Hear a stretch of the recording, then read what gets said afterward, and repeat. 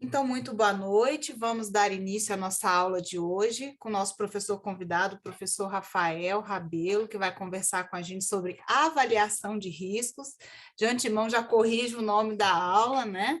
E ele vai falar um pouquinho para a gente sobre avaliação de riscos de privacidade, com esse olhar que a gente precisa ter quando estiver fazendo, né, a adequação à Lei Geral de Proteção de Dados. Professor Rafael, seja muito bem-vindo. A palavra é sua, fique à vontade. Muito obrigado, Cássia. Obrigado pelo convite. Esse assunto, para mim, é um assunto muito caro. Já há algum tempo eu estudo tanto gestão de riscos quanto segurança da informação e, claro, que riscos de privacidade está diretamente ligado ao tema. Mas eu vou me apresentar rapidamente aqui. Meu nome é Rafael Rabelo. Sou analista judiciário lá no Supremo. Meu cargo de origem é o suporte em tecnologia da informação. Esse é o cargo que eu fui lotado, né, que eu fui nomeado. Hoje eu trabalho lá no Supremo no que a gente chama de assessoria de segurança da informação. É uma unidade que é vinculada à presidência do tribunal, onde ela abriga tanto a segurança da informação ou o gestor de segurança da informação do órgão, quanto a encarregada da LGPD. Então, a gente trata ambos os assuntos de maneira conjunta lá no órgão, tá?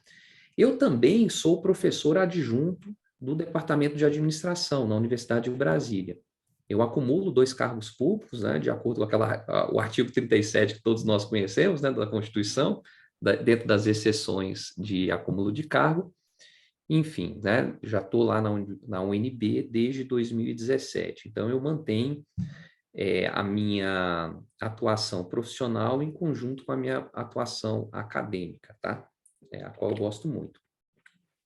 Então, o objetivo, o que nós vamos estudar e percorrer nesse bate-papo de hoje, são basicamente esses 4 tópicos. Eu vou começar dando um contexto, um cenário cibernético, depois eu trago alguns conceitos sobre a gestão de riscos, em seguida a gente alguns modelos e para a gestão de riscos como um todo, não só da gestão de riscos de privacidade, para depois a gente entrar dentro do processo de avaliação ou de gestão de riscos de privacidade, ok? Eu já digo que vocês podem me interromper a qualquer momento. Se tiver dúvida, podem abrir o microfone e já falar sem nenhum problema, tá ok? Então, vamos lá. Então, qual o contexto e o cenário que a gente está, né? Por que a gente está abordando esse tema hoje? Por que é de interesse, né? Então, a gente tem aí o que vocês já devem ter estudado bastante com a Cássia, isso aqui é falar mais do mesmo para você, mas direito à privacidade foi reconhecido aí como direito fundamental, primeiramente aí por aquelas ações julgadas pelo STF, depois pelo próprio Congresso Nacional por meio de uma PEC, né? E todos vocês acompanharam. Então, poxa, passou, né, até uma relevância muito grande dentro dos direitos, né, previstos no artigo 5º lá. E, ao mesmo tempo, por que isso vem sendo tratado? Lida hoje aí o que é conhecida como a transformação digital, onde a gente sai do universo do que era a digitalização para o que se chama digitização, né? Ou seja, digitalização, entendam-se como se eu fosse simplesmente trazer o mundo físico para o mundo digital, sem fazer uma avaliação, uma análise dos benefícios ou das possibilidades de automatização que o mundo digital permite. Então, pense em assinar escanear uma assinatura a punho, né, seria o que é a digitalização. A digitização é compreender, por exemplo, a validade de um certificado digital. Então, são coisas totalmente diferentes que têm um impacto totalmente diferente numa assinatura, na validade jurídica, inclusive, né? E a gente está no cenário onde tudo vai caminhar para ser inteligente. A moda é falar de cidade inteligente, de carro inteligente, do agronegócio inteligente, da indústria inteligente, da energia inteligente, casa, saúde inteligente. que envolve esse inteligente em cada um desses tópicos? Na prática, é o que está entrando como tal do IoT, não? A internet das coisas. Eu tenho dispositivos que estão coletando dados, informações, são sensores, que hoje, né, a semana passada, iniciou o 5G aqui em Brasília, né, no país, e o que a gente tem é uma massificação disso cada vez mais, ou seja, eu tenho esses dispositivos onde eles vão conseguir trocar dados e conversar com essa rede mundial, né? E aí a gente vem, né, os avanços, por exemplo, que foram feitos nos últimos anos com a Secretaria de Governo Digital aí do Ministério da Economia, onde vários serviços estão sendo digitalizados. Inclusive, hoje, nenhum brasileiro nasce sem CPF. Até alguns poucos anos, acho que 4 anos atrás, todo brasileiro não tinha uma identificação, né? Então, isso... E o que isso tem a ver, né? O fato de você tratar um processo, já identificar as pessoas, permite melhor o trato do dado, a identificação das pessoas, tá? E melhor gestão dos recursos públicos. Ao mesmo tempo, Big Data, a quarta revolução industrial, que é o que a gente está dizendo aí, que está em voga o tempo todo. Mas e aí, o que isso tem a ver, né? Na prática, isso impôs alguns novos riscos, tá? Esse gráfico aí, essa linha do tempo, na verdade, está de janeiro a abril de 2022, ele traz basicamente os incidentes de segurança cibernética que tiveram grande repercussão na mídia. Tá? Então, se você olhar aí, tem para todo gosto, né? Nesses 4 primeiros meses desse ano, a gente tem grandes corporações sendo afetadas por incidentes de tudo qualquer tipo. E em fevereiro foi um grande, né, ataque aí a Americanas.com. Não sei se acompanharam, mas eles ficaram fora do ar em um bom tempo, que é a B2W, a holding. E também tem aí, né, TRF da Terceira, né, como vocês, o pessoal de São Paulo aí pode dar o testemunho, mas bancos, enfim, não fica ninguém de fora, tá? Hoje não é difícil que isso aconteça, né? E por que isso está acontecendo tanto? Né? Qual o sentido disso, né? A gente precisa entender que a engenharia da tecnologia, isso aqui eu coloquei entre aspas, mas os stakeholders, ou seja, essas partes interessadas que vão utilizar essa engenharia de tecnologia como um todo, eles ainda não estão maduros para lidar com essa temática. Aí não estou falando que não existe mecanismos de proteção, mas eu estou falando que todo o ecossistema, todas as pessoas envolvidas não estão prontas para isso. E aí eu trago o exemplo da própria engenharia civil. Quando eu peço para construir um prédio, ou eu peço um arquiteto um projeto para construir minha casa ou um edifício qualquer, em nenhum momento eu digo para ele, olha, eu quero uma casa que esteja segura, né? Que ela não caia, um edifício que não se desmorone, né? Porque, de certa forma ou de outra, toda a ciência da engenharia civil, todo o Conselho Regional de Arquitetura e de Engenharia, ele já tem um cuidado quanto a isso. Já se sabe quais são os principais incidentes. No início da engenharia civil, muito edifício provavelmente desmoronou. E hoje já conhece muito bem, a ponto da gente conseguir construir edifícios que conseguem sobreviver a grandes eventos sísmicos, né? E para piorar, além da gente não conhecer muito bem essa engenharia da tecnologia, a superfície de exploração ela é infinita, né? No sentido de que quando você coloca algo na internet, ele está acessível a qualquer lugar do mundo, por infinitas pessoas, com infinitos interesses. E como o mundo não é feito de pessoas boazinhas, vamos ser bem sinceros, né? Os interesses são dos mais diversos sentidos, tanto comerciais quanto internacionais, né? A sabotagem, as fraudes estão aí, né? Então, esse é o cenário que a gente está aqui, né? Tanto é que esse relatório, divulgado pela consultoria chamada Metric Stream, no ano passado, apontou os riscos cibernéticos como a principal classe de risco que afeta as organizações hoje, seguido de compliance, como sendo o segundo classe de risco, empatado aí com os riscos operacionais, e depois resiliência e os riscos reputacionais e financeiros na esteira aí, ok? Então, ou seja, não tem como ser diferente, né? As organizações como um todo estão sujeitas aos riscos cibernéticos, tá? E aí, não sei se o Cristiano abordou, mas ele deve ter falado um pouco disso, né? E por que é tão complexo compreender a segurança cibernética?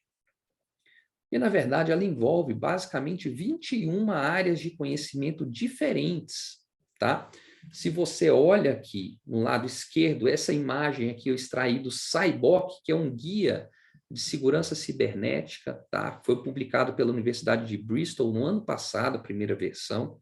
É o que eu entendo de ser mais atualizado na temática, tá? Então, ela coloca aqui, tanto que vocês estão aqui, que são a praia de vocês, né? Tanto a lei e a regulação, como sendo escopos relacionados à segurança cibernética, ou seja, privacidade e direitos online, os fatores humanos, risco e governança, mas eu também tenho aspectos como malware e vírus, os comportamentos dos adversários, aspectos da ciência forense computacional, de crimes cibernéticos como um todo, a parte de operação e gestão de incidentes, e aqui, envolto, né, aqui dentro desse ciclo, tem todo o aspecto técnico relacionado.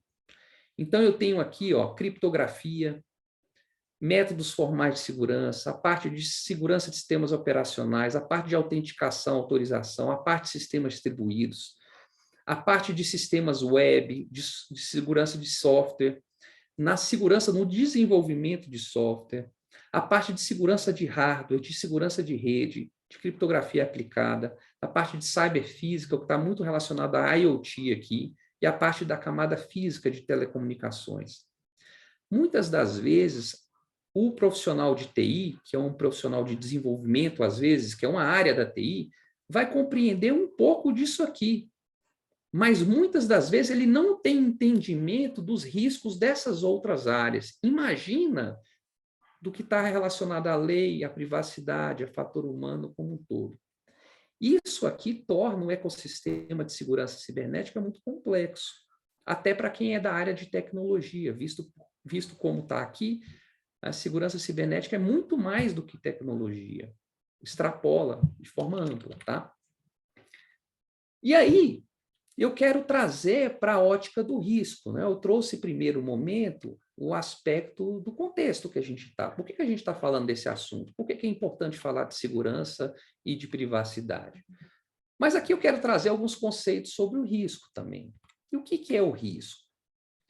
Risco, ele vem desse conceito do latim de risco, ou risco, cuja definição envolve o conceito de ousar.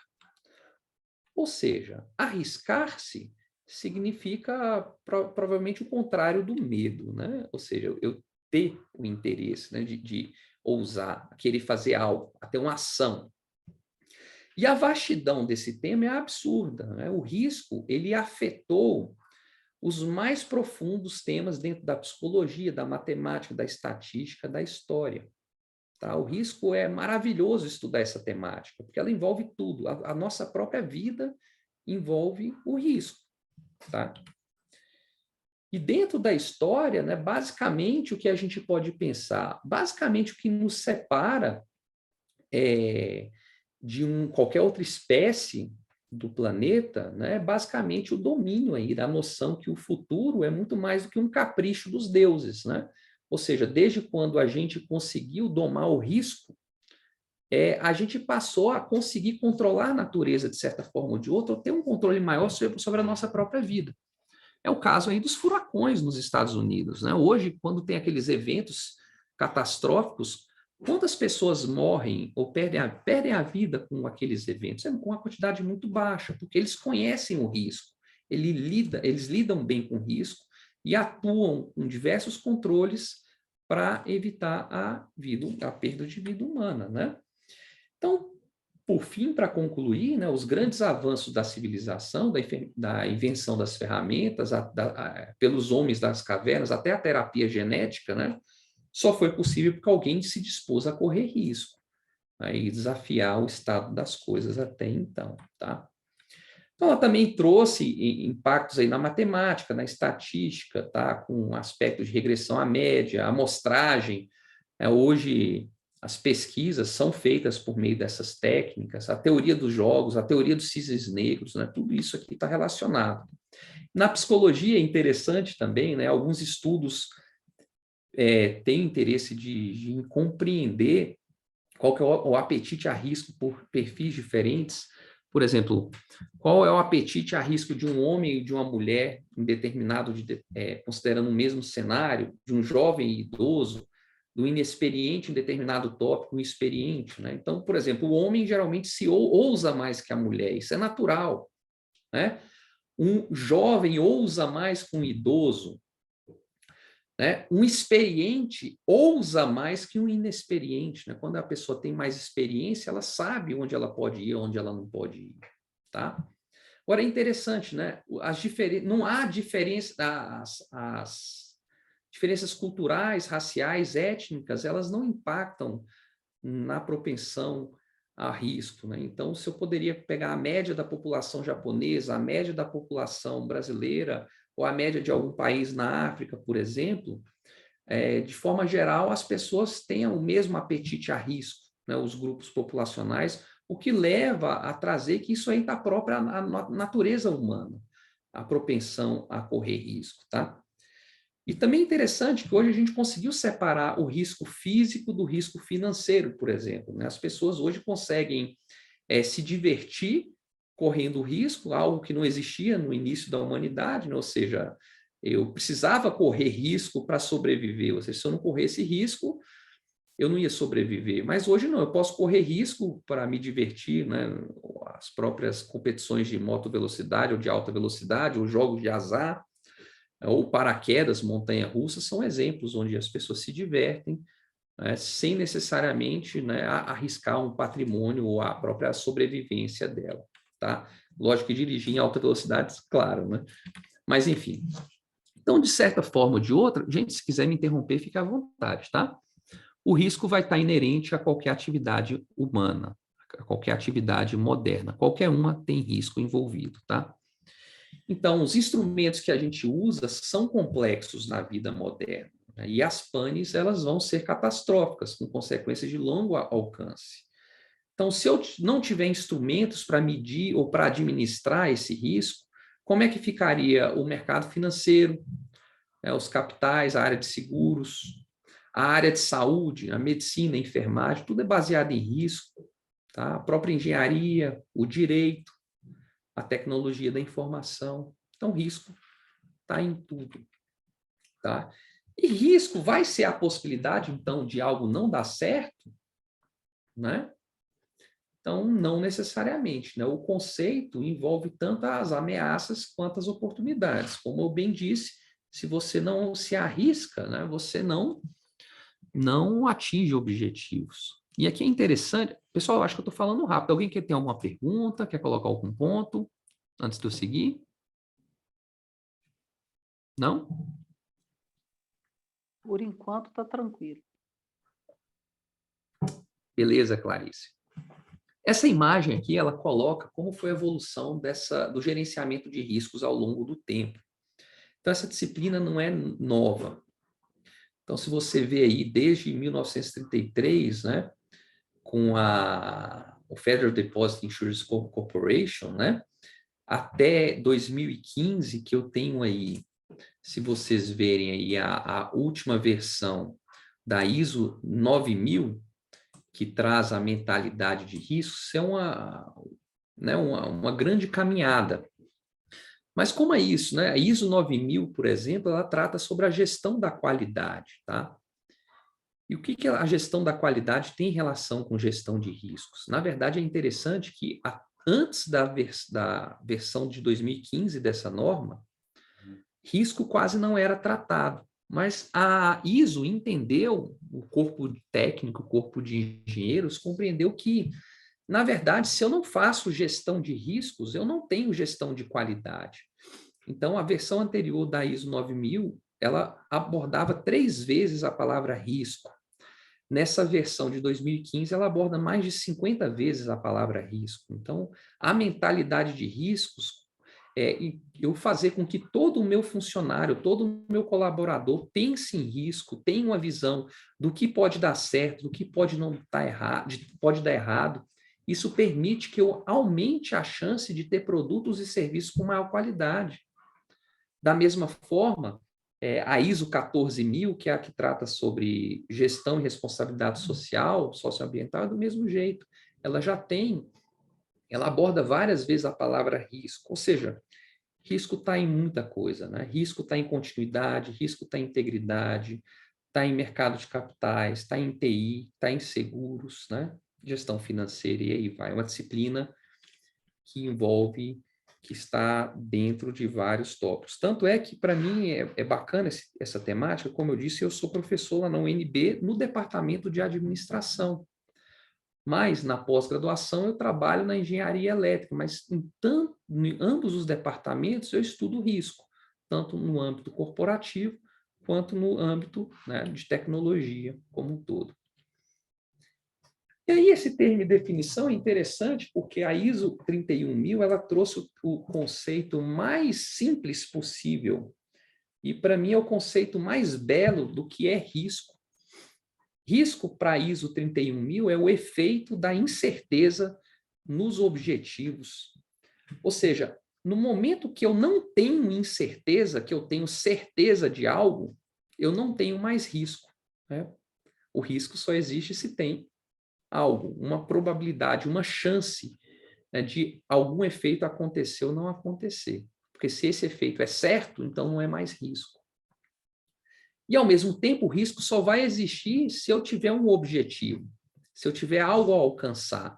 A partir do momento onde eu defino uma meta, se eu pensar, eu defino uma viagem, a um local que eu não conheço. Então, quais são os riscos, quais são as chances ou os eventos que podem acontecer para aquela minha viagem não acontecer da maneira que eu planejei, da maneira que eu quis, né? Você fazendo essa pergunta, você vai levantar vários riscos, vários acontecimentos que podem acontecer, que podem ser, né, disparados para atrapalhar ou não atingir esse objetivo seu. Essa é a visão moderna do que é risco, tá? Infelizmente, o TCU, né, ele traz o risco como sendo sempre algo negativo. Ou seja, para o TCU, risco é a possibilidade da ocorrência de um evento que afete de forma adversa o objetivo. Ou seja, o TCU, ele diferencia o que é risco de oportunidade. E isso é ruim, porque eu zerar risco significa eu não ter ação, né? Porque quando eu não tenho risco, eu não ouso, eu não faço, eu paraliso. E um dos grandes problemas da nossa administração pública, na minha visão, claro, inclusive eu vou compartilhar um artigo com vocês da minha visão sobre esse assunto, é o excesso de legalidade, né? Ao tempo onde tudo tem que estar exatamente na lei ipsis literis, né? Eu travo a administração pública. Tá? E a gente nota isso acontecendo. Então, em vez de ter, por exemplo, dentro dos órgãos, aquela seção de legislação de pessoal, ou divisão de legislação de pessoal, ou seção de legislação em licitações, se eu tivesse seção de gestão de riscos de pessoas, seção de riscos, gestão de riscos de licitação, eu mudaria a ideia, eu passaria a olhar não só a legalidade, mas os outros princípios, inclusive a eficiência, que está lá, muitas das vezes no artigo 37, como uma letra morta, que muito mal é utilizado de forma prática, né? E aí eu trago, a partir de agora, os modelos efetivos para a gestão de riscos, né? São os conhecidos aqui, basicamente esses 4 são os principais. A ISO 31000, que é essa norma que a gente falou já, as 3 linhas de defesa, o COSO 2 e o Orange Book. Tá? Eu vou trazer basicamente aqui só a ISO 31000 e as 3 linhas de defesa, que já é suficiente para o nosso trabalho aqui hoje. Tá?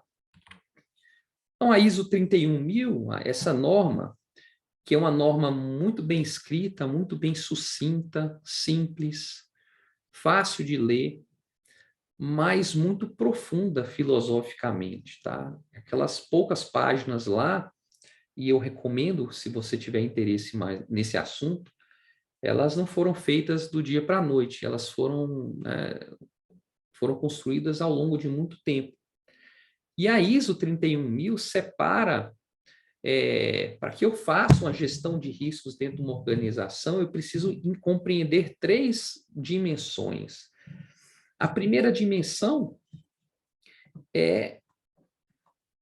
são os princípios da gestão de risco. Isso aqui é o aspecto filosófico da gestão de risco. Ou seja, a gestão de risco ela existe para criar e proteger valor da organização.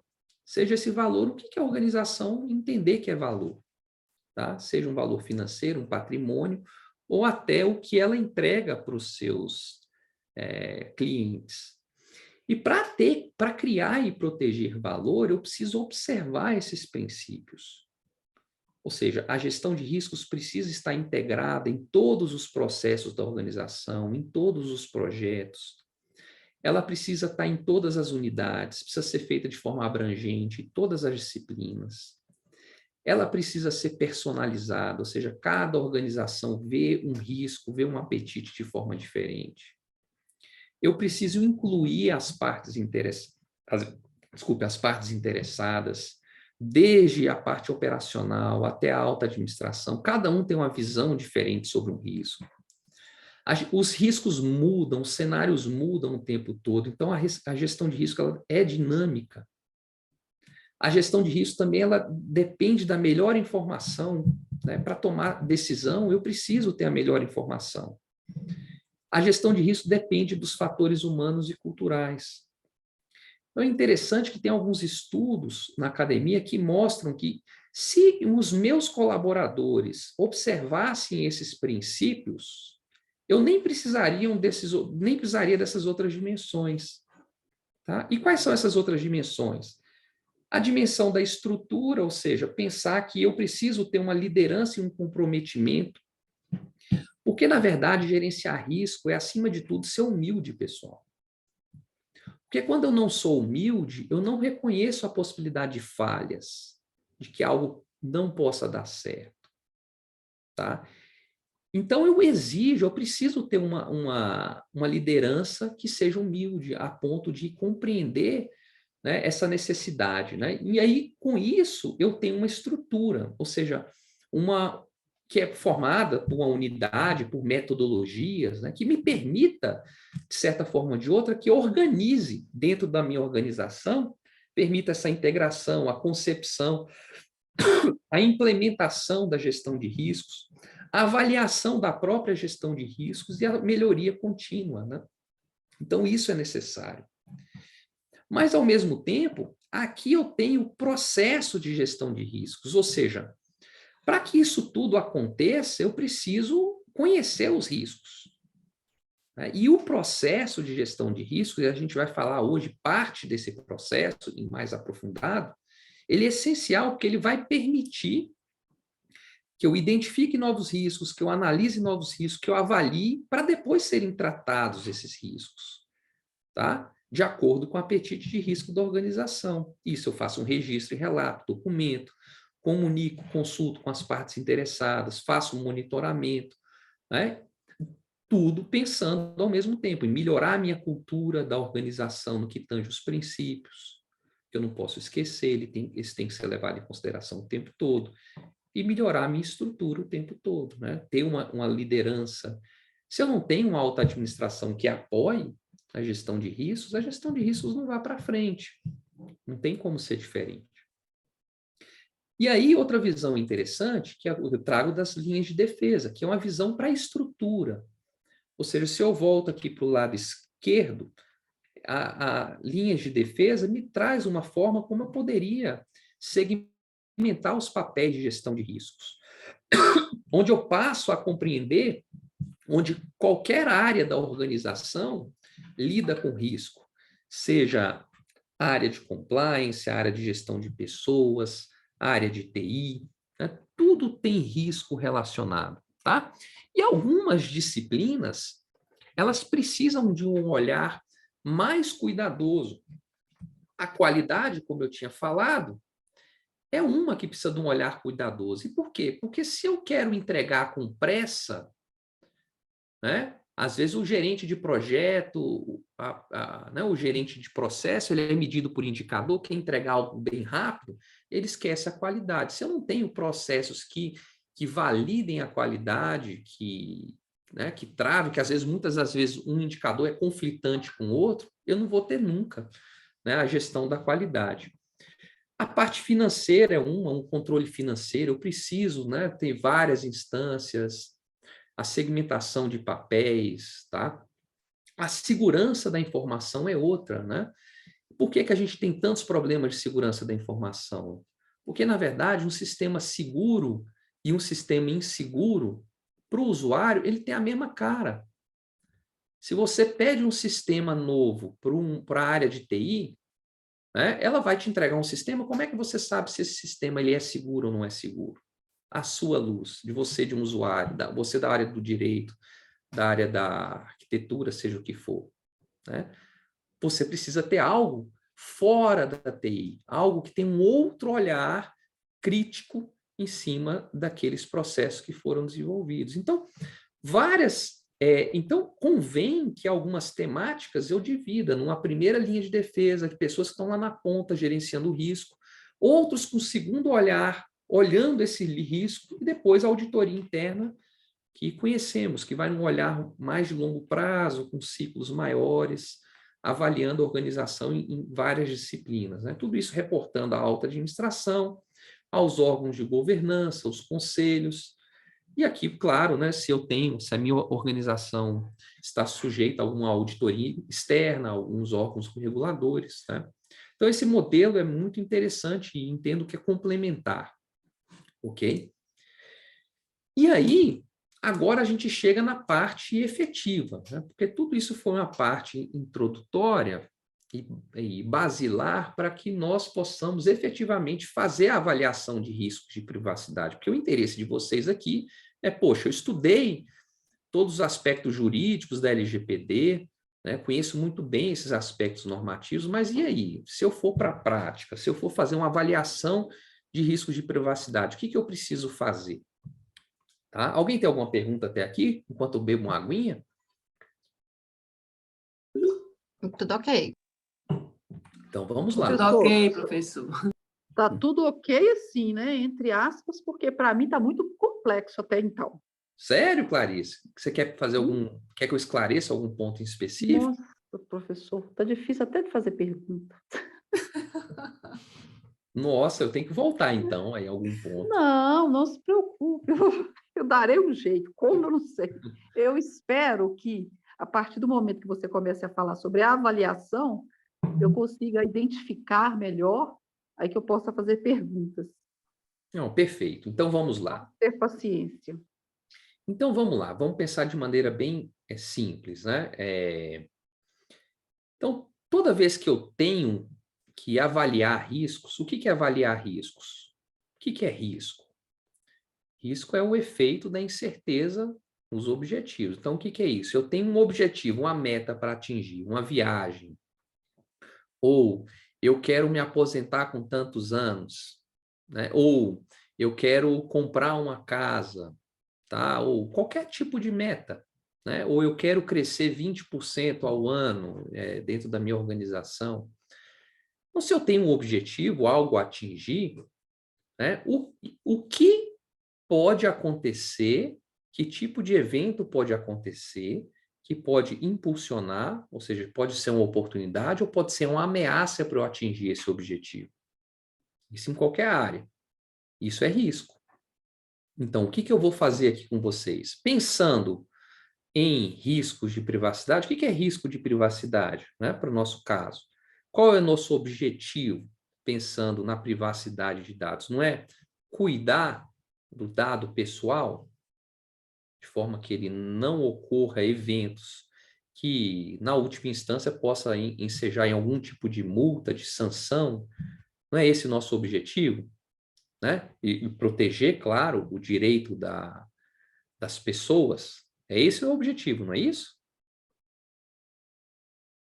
Sim. Então, como que eu vou fazer isso? Eu vou percorrer essas 3 etapas, basicamente, para avaliar o risco. Eu vou primeiro descobrir quais são os riscos, depois me aprofundar tentando analisar cada um dos riscos, entender melhor a relação deles, para, por fim, avaliar. Tem uma diferença desses 2 verbos. A análise, eu compreendo o que é o risco.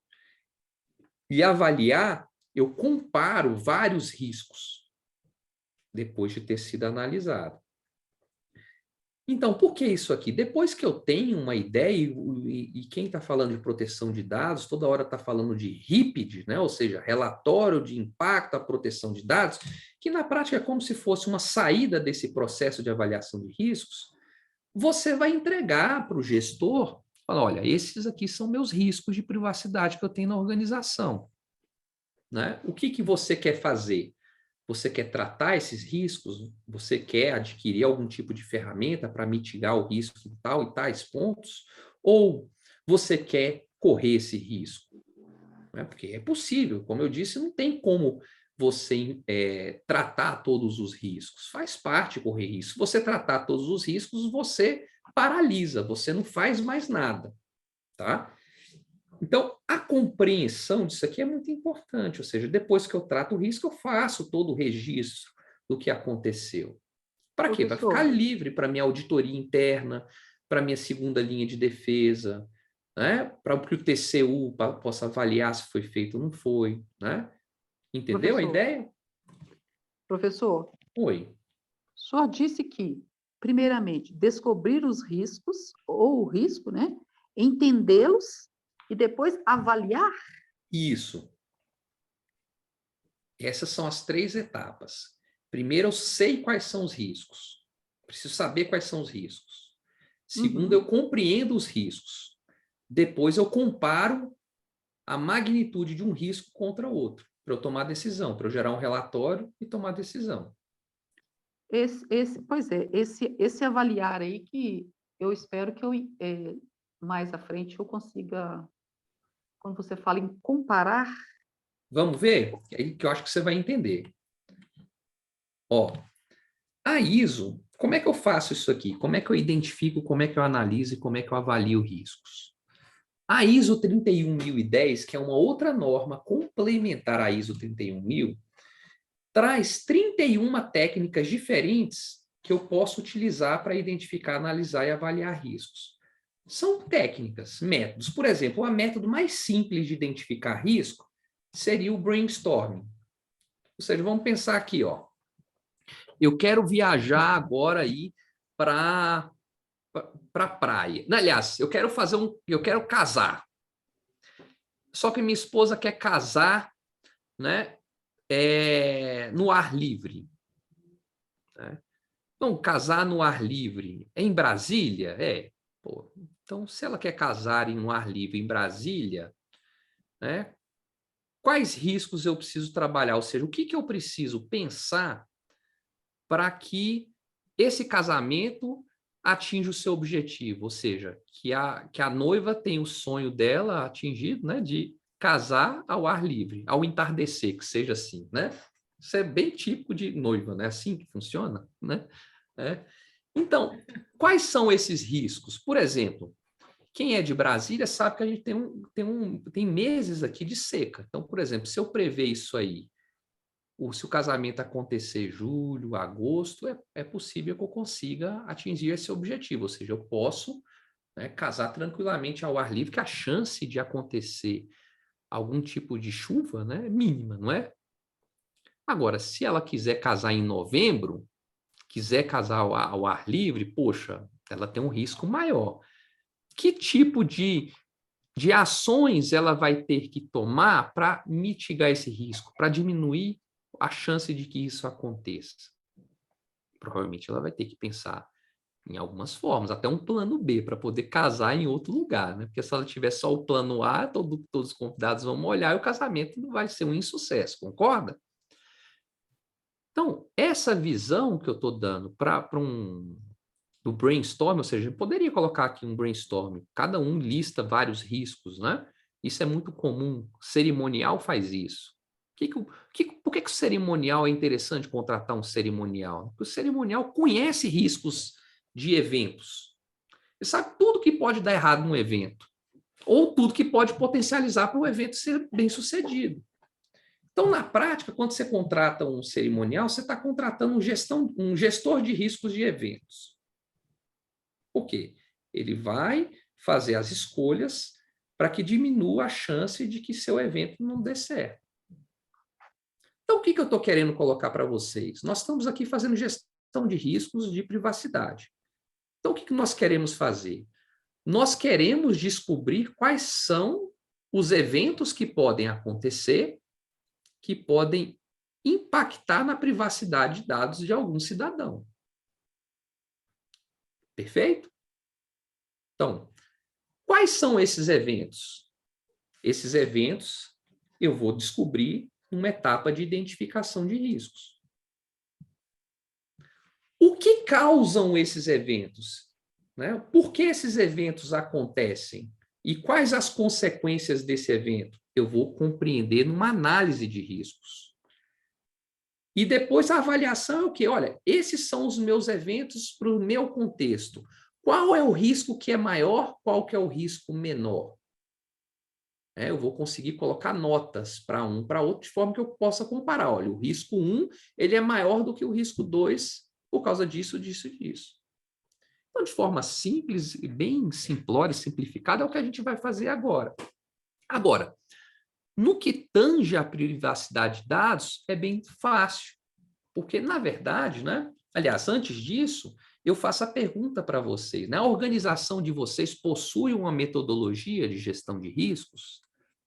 Porque, na verdade, essas metodologias, elas vão selecionar quais as técnicas eu vou utilizar para fazer gestão de riscos dentro da minha organização. Por exemplo, lá no Supremo, esse guia aqui, laranja, que eu ajudei a escrever esse guia, a gente selecionou 3 ou 4 técnicas diferentes para fazer gestão de riscos do tribunal. A gente não precisa das 31, mas para fazer gestão de riscos de forma geral, se eu usar 3 ou 4 técnicas, elas são úteis.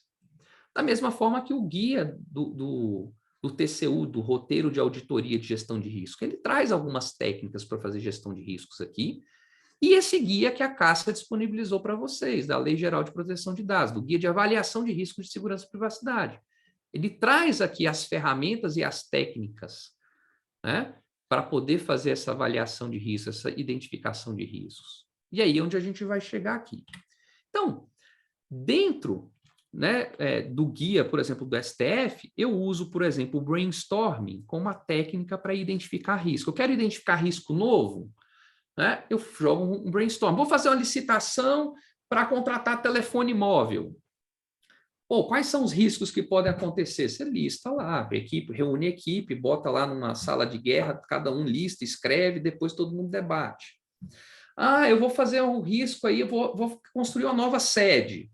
Pô, quais são os riscos que podem ter? O que pode acontecer de errado? Você reúne a equipe toda, né? Coloca todo mundo para pensar nesse risco. Isso aqui seria uma técnica para identificar novos riscos. Depois eu vou usar uma técnica para compreender melhor esses riscos, que no STF a gente usa o bow tie, que é o que está lá no guia dele. E depois, para avaliar os riscos, eu vou usar a matriz de probabilidade de impacto, que é aquela coloridinha que vocês veem e já viram nos guias, tá? Mas aí, quando eu trago para o risco de privacidade, eu não preciso fazer identificação de riscos.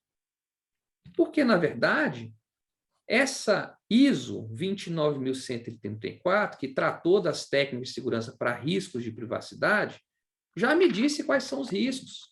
São 14. Quais são os riscos? O que pode acontecer de errado, né, que pode impactar a privacidade de dados dos usuários? É isso aqui, ó, 14.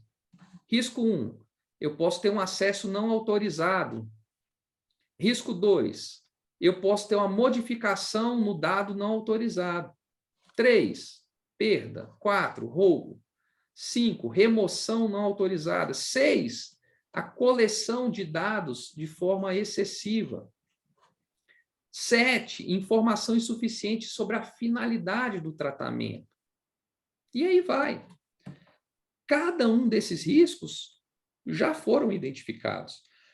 Alguém fez uma rodada, ou várias rodadas de brainstorming, né, ou várias, até chegar nisso aqui. Podem ter mais riscos?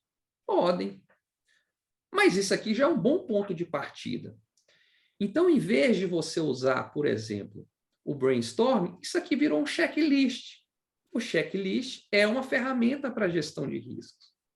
Está aqui listado. Compreendeu? E aí? Como é que eu entendo o porquê cada risco desse? Né? O que causa cada risco desse? O que faz com que possa acontecer um risco de acesso não autorizado? O que faz o risco de perda de informação?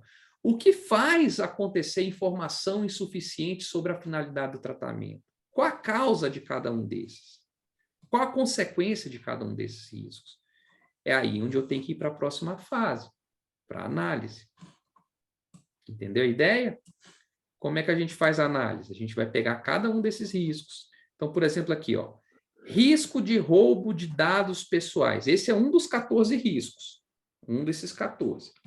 Eu preciso compreender o porquê cada risco desse acontece. E não é uma causa só, podem ser várias causas para o mesmo risco. E para cada uma causa dessa aqui, eu tenho controles. Eu tenho ações que são realizadas para diminuir a chance de que essa causa aconteça. Né? Então, isso aqui para causa 1, para causa 2, para causa 3. Eu gosto muito, esse aqui é uma técnica chamada Boltai, é muito bacana quando eu consigo visualizar isso aqui, por exemplo, com risco de incêndio. Se eu tivesse aqui no centro, quais são as causas pela qual pode acontecer um incêndio em determinado local, edifício? O que pode causar um incêndio? O que vocês listariam para mim? Quais são as causas do incêndio? A fiação elétrica, né, de péssimo estado. Fiação elétrica seria uma. Bujão de gás, né? Gás de bujão, de fogão. O que mais? O próprio morador, né, que pode deixar uma vela, brincando, sei lá. Ou ele pode ser intencional também, concorda? A mangueira dos extintores de incêndio, ou os próprios extintores de incêndios não estando na validade. Mas veja, Deise, nesse caso não, olha aqui, ó. A causa, o que dispara. Nesse caso, é verdade. Ele está atuando depois que aconteceu. O extintor de incêndio é algo que está trabalhando aqui na consequência, ou seja, já comecei a ter o fogo. Então, eu tenho um extintor de incêndio aqui, que era algo que vai me ajudar a diminuir a consequência. Ok. Então, todo risco de qualquer área, eu posso compreender ele desse jeito.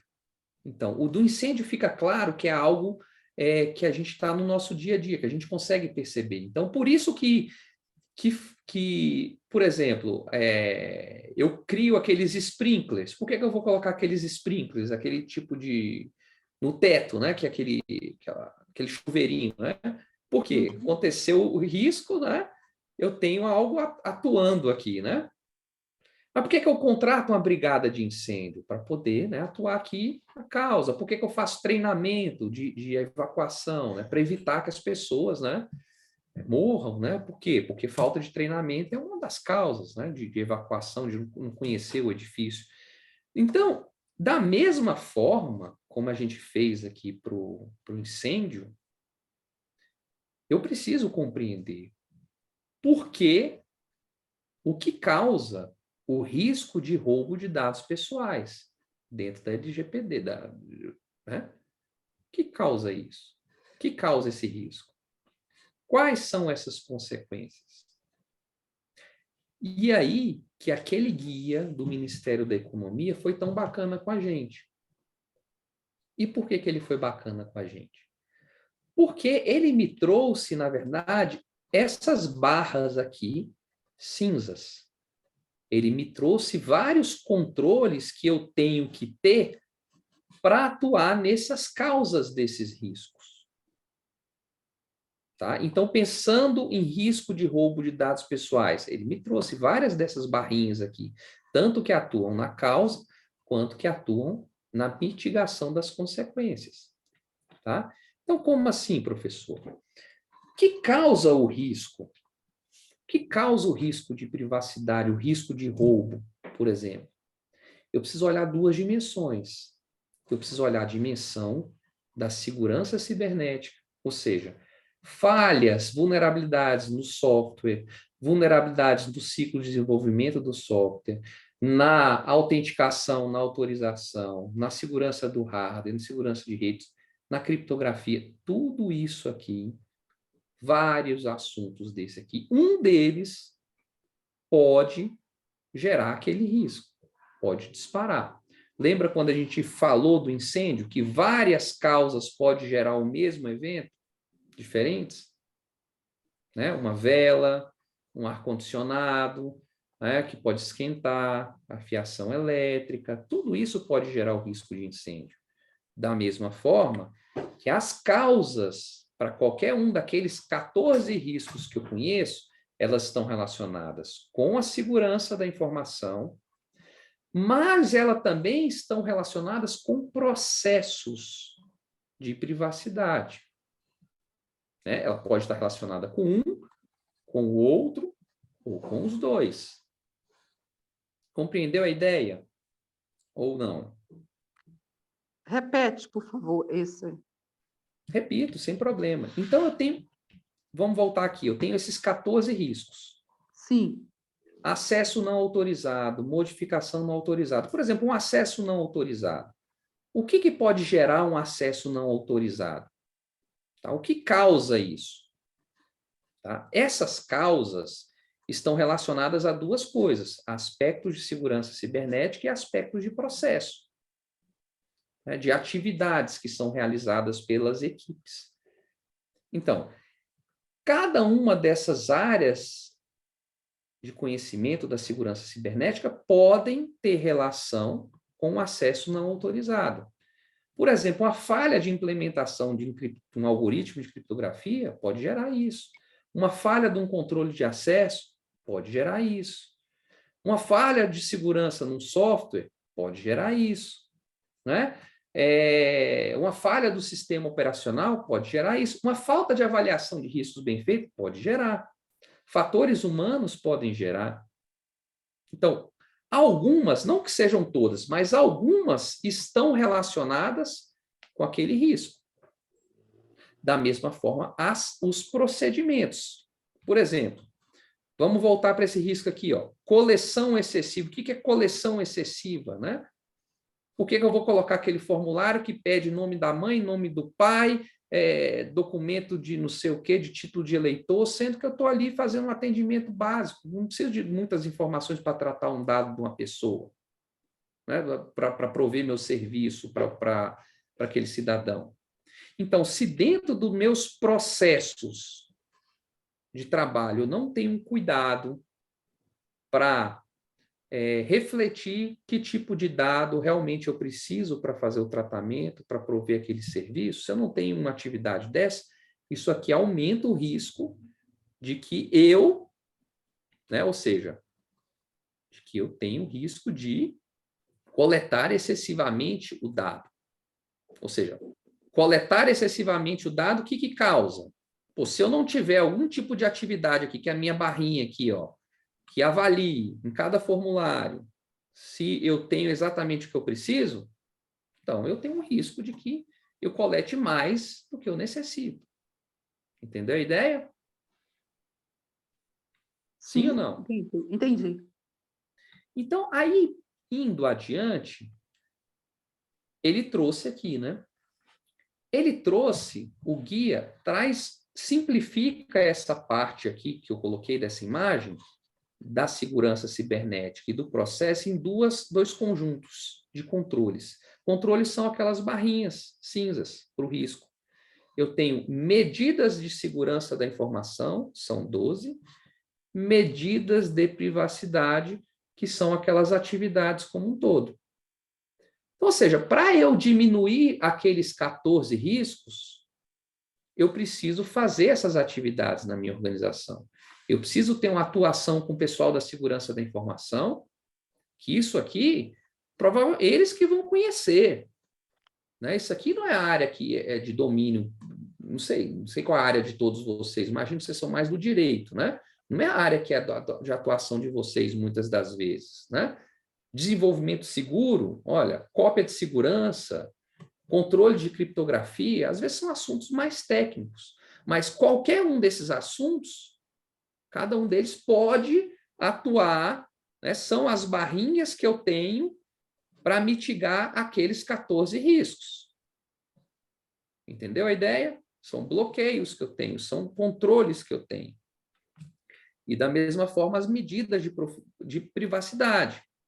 Né? Todas essas medidas, limitação da coleta, controle de acesso à privacidade, consentimento e escolha, tudo isso aqui são medidas, são atividades que eu preciso fazer para, no que tange ao processo de privacidade, né, eu contribua para mitigar o meu risco. E aí, como é que eu faço essa salada mista aqui? Aí ajuda, né? Aí o que o pessoal do Ministério fez? É aí onde eles fizeram aquele formulário com as 113 questões. Ele vai te colocar cada uma das perguntas que são sobre uma dessas dimensões, daquelas medidas, ou de segurança da informação, ou de privacidade. Então, você é encarregado que vai trabalhar nessa consultoria aqui, você vai responder essas perguntas, né? Dentro do escopo que você está avaliando, eu estou avaliando um sistema específico de gestão de pessoas. Você vai ter que responder essas perguntas aqui. Algumas perguntas valem para todos os sistemas das organizações. Algumas são mais específicas para cada sistema. Mas você vai ter que fazer a pergunta, responder o sim ou não de cada uma dessas aqui. E aí, o que o Ministério facilitou ou ajudou? O que ele ajudou? Porque aí ele me criou a ferramenta para eu não só analisar risco, porque quando eu estou respondendo sim ou não aqui, eu estou analisando o risco dentro do meu contexto. Há uma matriz de responsabilidade com atribuição de responsabilidades pela segurança da informação na organização, ou seja, eu tenho pessoas responsáveis por segurança da informação na organização? Sim ou não? Eu não tenho. Então, se você não tem, é um ponto a menos do 113 aqui, né? Às vezes você pode ter ações específicas para a segurança da informação, não necessariamente separadas da TI, por exemplo. Mas isso aqui, sem dúvida, contribui bastante para mitigar, para diminuir o risco. Né? Olha aqui outro. Pensando em gestão da capacidade, redundância. Redundância é aquela questão de eu ter mais de um servidor, eu tenho 2 computadores, um queimou, eu tenho outro. Né? Ou seja, eu tenho mecanismos para monitoramento do uso de recursos de forma a atender às necessidades da capacidade futura e garantir o desempenho das aplicações do serviço. Isso aqui você vai perguntar para a área de TI, sim ou não? Você tem ou não tem? Qual que é esse mecanismo? Aí você tem que escrever aqui. Quais são essas evidências que mostram que você respondeu sim aqui? Porque isso aqui que vai garantir, realmente, você fez a avaliação, você viu que realmente isso é feito, tá? Para depois que você responde aquele questionário, aí você pode partir. Na verdade, essa parte de avaliação de riscos, ela é feita de forma automática pelo método, né? Porque na prática, olha o que ele fez. Para cada um daqueles riscos, eu tenho 14, lembra que são 14? Sim. E eu tenho 113 perguntas, 113 controles. Para cada um dos controles, o Ministério da Economia fez o seguinte, olha, controle 1, qual que é a pergunta 1? A pergunta 1 é aquela da matriz de responsabilidade. ter aquela equipe de segurança da informação ajuda ou não ajuda no acesso não autorizado? Pô, se aplica, se não se aplica é 0, ele deixa em branco. Se aplica, ele coloca 0,5. Ou se aplica e se é prioritário, ele coloca 1. Então, ele colocou, pô, o controle 1, ter aquela matriz de responsabilidade, ele se aplica e é prioritário. Ou seja, é importante ter aquilo. Se eu não tenho equipe de segurança da informação no órgão, eu tenho a chance desse risco não ser bem tratado. Aí ele veio lá, o controle 2. Pô, o controle 2 não tem muito relação com acesso não autorizado, aquela parte de redundância. Não. O fato de ter redundância não vai me dar maior ou menor acesso, né? Então, isso aqui não tem nada a ver. Então, na verdade, ele foi colocando para aquelas 113 perguntas, ele foi dizendo como que ele vai atuar em cada um daqueles riscos. Então, quando você olha aquela matriz grande lá, né, que está no final do guia, aqui eu tenho os 14 riscos. Ó. Opa! Risco 1, 2, 3, 4, até o 14.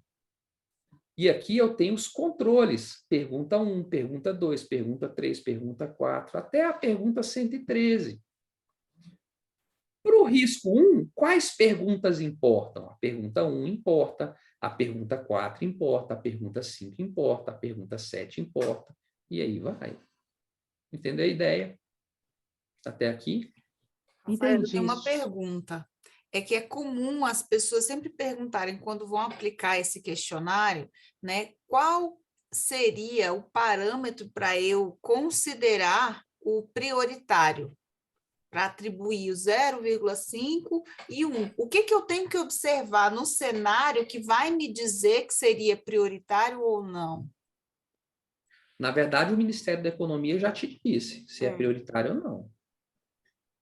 Quando ele aplicou aqui 0,5, para avaliar o risco 1, ele disse, olha, que esse controle é prioritário, mas esse é importante, mas não é prioritário. Entendeu a ideia? Uhum. Ele já te disse quais são os prioritários e quais são importantes. E importantes não, qual é o termo que ele utiliza? Que se aplica. Qual se aplica e qual se aplica e é prioritário. Ele já disse isso. Tá? Então, como é que você vai chegar no risco? Você vai responder a 113 questões, não é assim? Esse foi o método que eles colocaram aqui. Então, professor, por exemplo, oi, diga aí, Clarice, pode perguntar. É porque, pelo que eu entendi, essa análise de risco, o processo todo, né, são 3 etapas. Isso. Você vai verificar aquelas 14 riscos, né? Depois vai responder essas 113 questões aí, né? Sim. Esse questionário, e depois essa terceira, que vai preencher, que vai conferir como que está, de acordo com esse quadro aí, ó, como que chama essa terceira etapa? Isso aqui é a avaliação do risco. Avaliação. Essa é a avaliação mesmo, né? Essa é a avaliação mesmo. Porque, na verdade, ó, ele vai me dar a nota. Como assim a nota? Por exemplo, para aquele acesso não autorizado, existem 20 controles. Então, daquelas 113 perguntas, 20 delas ajudam a diminuir o risco do acesso não autorizado. Só que, às vezes, se eu fizer 19, se eu tiver uma ainda sem fazer, ainda pode ter uma chance de acontecer o risco, entendeu? Ah, tá. Esse quadro aí são as medidas que eles vão perguntar para a gente assim, se tem essa medida, tu faz isso, faz aquilo, porque eu não estou lendo, que eu estou no celular. Exatamente. Então, são medidas. Então, tá. Na pergunta, aquelas 113 perguntas, ela vai perguntar, eu tenho ou não tenho? Entendi. Você faz isso, não faz aquilo? Entendi. Faço isso, não faço aquilo. Exatamente. É um questionário. É um questionário. Esse aqui é a metodologia do Ministério da Economia, tá, pessoal? É um checklist de procedimentos. Isso. Exato. É uma avaliação, análise. Eu estou analisando o meu cenário. Não é, por exemplo, definir se eu tenho um mecanismo de monitoramento vai me exigir sola de sapato, para eu ir lá na TI e perguntar isso aqui, ué. Como é que é lá na TI? Tem ou não tem? E se tem, o que você utiliza efetivamente para isso? E às vezes é até bom pedir que a TI responda, né? Porque É. ela escreva isso aqui e assine, porque, pô, ela escreveu assim, não, ela disse que ela tem isso para atender isso. Ela que disse, não fui eu. Porque eu só sou encarregada aqui, eu estou querendo, né, fazer a minha avaliação de riscos, tá? Depois que ela fez isso, eu estou colocando aqui, são 20, por exemplo, controles que atuam no acesso não autorizado. 8 desses controles atuam na causa, na prevenção. 7 atuam na consequência. 5 atuam na causa e na consequência ao mesmo tempo. Então, o total de controles que atuam na causa são 8 mais 5. Eu tenho 13. Quantos controles atuam no impacto? Para esse risco, 8 mais 5, eu tenho 12. Então, para risco de acesso não autorizado, eu tenho 13 riscos que atuam na causa, 12 que atuam na consequência. E aí vocês precisam compreender que a causa está relacionada à probabilidade. Quando eu diminuo as causas, eu diminuo a probabilidade. Se eu diminuo a chance, né, ali na origem, eu vou diminuir a chance de que isso aconteça. Se eu atuo na consequência, se eu crio o controle igual o extintor de incêndio para apagar o fogo depois que ele acontecer, eu vou diminuir o impacto. Mas o risco já aconteceu, já materializou. Mas eu vou diminuir o meu dano. Entendeu a ideia? Entendi. Então, riscos que atuam na causa são probabilidade. Riscos que atuam na consequência são impacto. Então, o que eu vou fazer? Olha a grande sacada que eles fizeram. Então, para cada um desses controles, acesso não autorizado. Se eu tivesse todos os 20 controles implantados, ou seja, são 13 controles na probabilidade, ou seja, 100% implantado da probabilidade e 100% na causa, no impacto, ele disse o seguinte, ó, que de 85% a 100% desses controles impactados, realizados, ou seja, 13, quanto que é 85% de 13, né? Deixa eu pegar aqui a calculadora aqui rapidamente, né? Vocês estão vendo minha tela inteira ainda, continua, né? Uhum, sim. Então, se eu tenho 13 vezes 85%, 11, né? Se eu tiver pelo menos 11 controles implantados aqui, eu estou nessa faixa aqui de 85%. Então, eu posso dizer, nesse caso, que a minha probabilidade do risco acontecer é baixa. Entendeu a ideia? Entendi. E o impacto? Poxa, se eu tenho aqui 11, né, por exemplo, provavelmente eu vou estar aqui no moderado. Ele justifica lá, eu não vou entrar no detalhe, por que ele não coloca que impacto é baixo. Porque, na verdade, eu até explico, né? Porque se o impacto aconteceu, então não tem impacto baixo. Se o risco aconteceu de roubo, de perda, não tem como eu falar que o impacto foi baixo. Ele justifica desse jeito, entendeu? Porque já aconteceu. Nem que seja mínimo. Então, o que ele fez? A partir disso aqui, eu posso dar minha nota. Ó, eu fiz a aferição da probabilidade, depois a do impacto. Se a minha probabilidade aqui foi baixa, o impacto, cadê aqui? O impacto é aqui moderado, né? Eu estou aqui, né? Concorda? Ó, impacto moderado é 10, baixo, 5. Então, se minha probabilidade é 5, baixa, impacto é moderado, eu estou aqui nessa faixa, na região verdinha. O meu risco geral é baixo. Se porventura eu tivesse o impacto, a probabilidade baixa, mais o impacto alto, eu estaria aqui na região do impacto moderado. E aí o que acontece? Soma, né, professor? Soma, né? Porque eu acho que eu vi que soma lá, que eu não tinha entendido o que era. Na verdade, eu somo aqui, Clarice, a quantidade de controles, né? Então, por exemplo, acesso não autorizado. Eu tenho 13 dos 20 controles atuam na causa, ou probabilidade. 12 atuam no impacto. Isso já é dado, tá? Naquela tabelona lá, isso já está feito. Tá? Tá, eu vou voltar nessa tabelona. Aí, de fato, é um estudo que vocês precisam fazer, tá? Não tem jeito. E aí, depois que eu respondo todas aquelas perguntas, é onde eu chego nisso aqui, né? Poderia ter o meu RIP de dizer, olha, dos meus 14 riscos, essa aqui é essa é a minha avaliação de riscos. Ou seja, eu estou comparando um risco contra o outro. Ou seja, quais são os meus riscos mais elevados que eu tenho aqui? Risco de acesso não autorizado, de modificação não autorizada, de informação insuficiente. Esses seriam os mais críticos que a organização precisaria atuar. De onde que ela atuaria? Ela precisaria ir lá naquele formulário e modificar o não para o sim. Por que você respondeu não? Então, a gente tem que criar ações para modificar aqueles controles que estão faltando. À medida que eu mexo naquilo ali, eu diminuo o meu risco aqui. Entenderam a ideia de como funciona? Agora, eu não sei se o Ministério da Economia disponibilizou uma planilha pronta.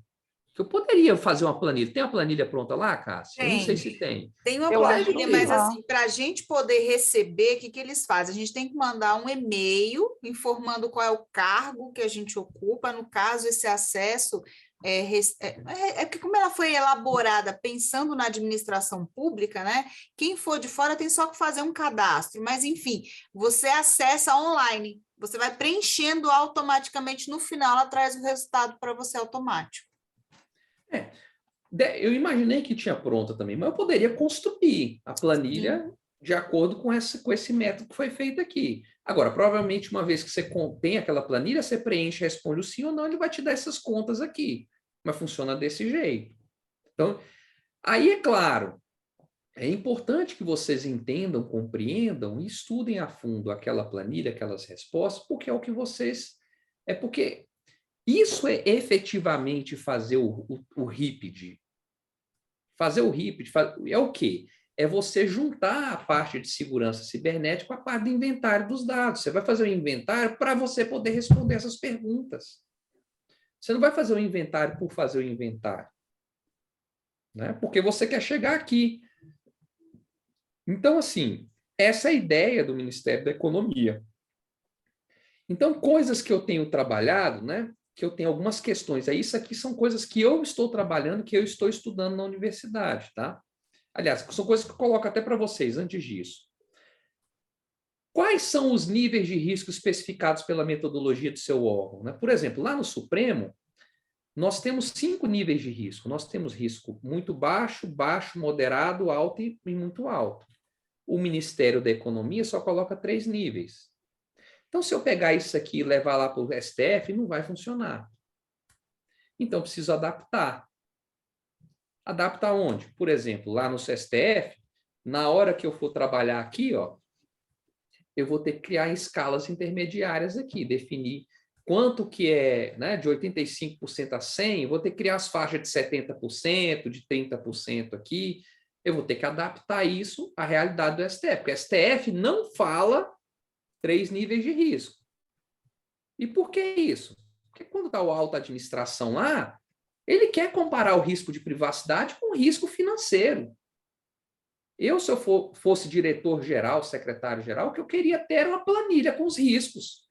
Porque, no final das contas, o cara que está lá sentado numa cadeira, numa CJ4, num DAS alto, seja o que for, o cara está lá para poder gerir risco, é isso que ele faz o dia inteiro, ele só não usa esse nome. Mas faz gestão de risco, de privacidade, de processo penal, processo civil, sei lá, de trabalhista, é tudo isso que ele faz o dia inteiro. Ele toma decisão para mitigar risco, para gerenciar risco. E essa análise, essa avaliação que acaba sendo feita, ao final, é justamente para direcionar as decisões que vão ter que ser tomadas ali com relação à adequação que vai ser feita a LGPD, né? E assim, é só para complementar que quem atua, né, quem é advogado que não está dentro de um órgão público, né? Portanto, assim, não existe uma metodologia. E, assim, às vezes, quando você vai trabalhar com um órgão público muito pequeno, que é a realidade de muitas prefeituras no interior, né, elas não vão ter isso daqui. Então, a consultoria, né, o escritório de advocacia que vencer a licitação para trabalhar com isso, é que vai desenvolver a melhor metodologia para aquele município, vai depender do fluxo de dados, da quantidade de dados que circula naquele município, a quantidade de habitantes, enfim. Então, é importante que quem já tem uma planilha de riscos, que faz adequação na iniciativa privada, observe essa tabela do Ministério para poder saber o que é esperado, o que foi pensado para um modelo de gestão pública, para fazer as devidas adaptações, inclusive para aqueles órgãos públicos menores, que é o caso da maioria das prefeituras dos municípios, né, pequenos. Muito bem colocado, Cássia, exatamente isso, né? Então, na prática, eu quero colocar essa segunda pergunta, né? É possível aproveitar o trabalho da gestão de riscos do órgão? Se você é a consultoria, você vai chegar lá e vai fazer a avaliação. Você não vai simplesmente impor, você vai ter que adaptar o seu trabalho de acordo com o que o cliente deseja, precisa. Se não tem nada, ótimo, você pode usar isso aqui que está pronto. Ah, não, mas se tem algo, então você não pode fazer algo descasado. E, a mesma forma, os aspectos de segurança da informação. Como é que o órgão gerencia a segurança da informação? Por exemplo, os tribunais estão sujeitos à resolução 396 do CNJ. Lá eles definem uma série de controles mínimos de segurança da informação. Então, as perguntas que são de segurança daqueles controles, eu tenho que tirar, porque às vezes o tribunal já fez avaliação com outras perguntas, que não são aquelas. Então, assim, por que eu estou falando isso? Porque é possível aproveitar o trabalho de gestão de segurança da informação. Eu tenho minha nota de maturidade de segurança da informação no tribunal. Eu conheço o que vai bem e o que não vai bem. Onde eu tenho que melhorar, onde eu não preciso melhorar. O meu encarregado da LGPD vai lá fazer o mesmo trabalho que eu fiz? Para quê? Eu já fiz. A gente está casando. Por que o Supremo colocou, por que a gente desenhou a segurança da informação junto com o encarregado de dados? Justamente para isso. Não quero fazer trabalho dobrado. Aliás, quando ela apresentar o RIPD dela e mostrar que a causa daqueles riscos tão alto é porque eu não tenho alguns controles de segurança implementados, para mim é bom, porque ela vai levar e mostrar lá, ó, vai reforçar o meu trabalho que eu faço de conscientização, vai juntar tudo. Então, o que eu estou trabalhando nesse exato momento? Aliás, isso aqui é uma imagem que eu adoro, né, sobre risco. O que é gestão de risco? Na prática é isso aqui, né? Eu tentar não ser o cowboy nem o paranoico. O cowboy a ponto de fazer, né, na doida as coisas, e o paranoico não conseguir fazer nada. Gestão de risco é colocar a rede aqui e atravessar com tranquilidade, tá? Aí tinha uma frase aqui para terminar, né? Tudo na vida é gerenciamento de riscos, né? E não a sua eliminação, e é isso. Tá? E eu só inverti, né? Poxa, eu queria colocar aqui antes, né? Eu estou fazendo alguns trabalhos, né? Como eu disse, eu sou professor universitário, faço pesquisa, né? E eu estou trabalhando hoje num modelo, tá? Para adaptar os riscos de privacidade a essa resolução 396 dos tribunais. Então, assim, eu estou querendo entregar para a sociedade algo parecido que o Ministério da Economia fez, só que para tribunais. Ou seja, se eu fizer aquela minha avaliação de acordo com essa resolução, né, eu tenho um questionário lá parecido, né? Então, estou trabalhando nisso para os tribunais. Estou fazendo trabalho de avaliação de risco de cloud computing no setor elétrico, tá? Estou estudando muitos métodos multicritérios, tem aluno meu desenvolvendo isso aqui, tem aluno meu desenvolvendo gestão de riscos na administração pública como um todo.